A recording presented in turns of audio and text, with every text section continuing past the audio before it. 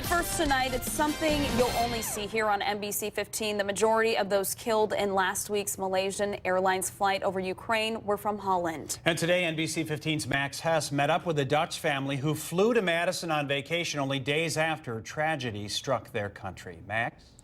Tragedy struck many countries that day. People from many nations were aboard flight MH17 from Amsterdam to Kuala Lumpur. Nearly 200 of those, though, were Dutch people. Some on business, many on their way to vacation. A vacation similar to the one the Barnhorn family is taking right here in Madison. Nearly a week after tragedy struck midair over the skies of war-torn Ukraine, bodies of the nearly 200 Dutch aboard the Boeing 777 returned home today. We want the children back. That's important for the family. It's step one of many in a long path of healing for a nation that demands answers. Here in Madison, Auke Barnhorn is in from Holland visiting his aunt. We are on holidays here. He and his family just got in on Monday, but of course there's something on Auke's mind. There's a lot of talk about the plane crash, of course.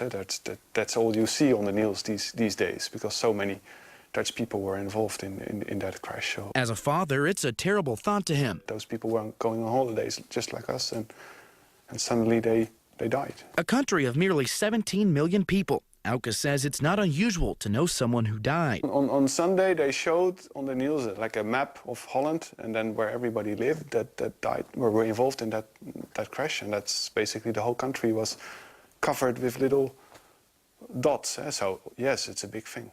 His country back home mourning, still in shock about what happened. Auke says he too knew someone aboard MH17. Unfortunately, yes, all of us know.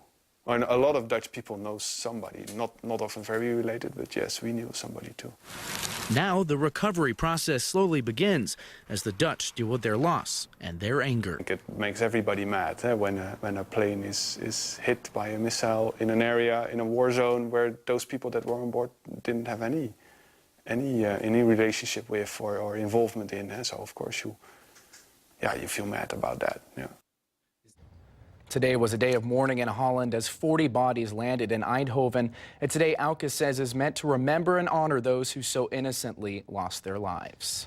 Max, you grew up in Germany, right next door to the Netherlands, and it's a very small country.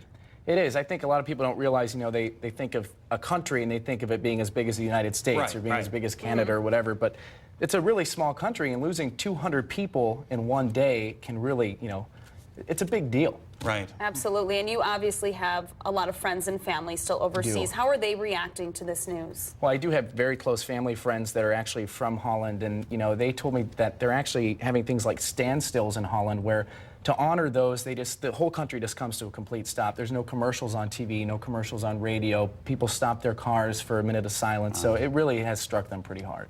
All right, Max Hess, thank you very much for that report.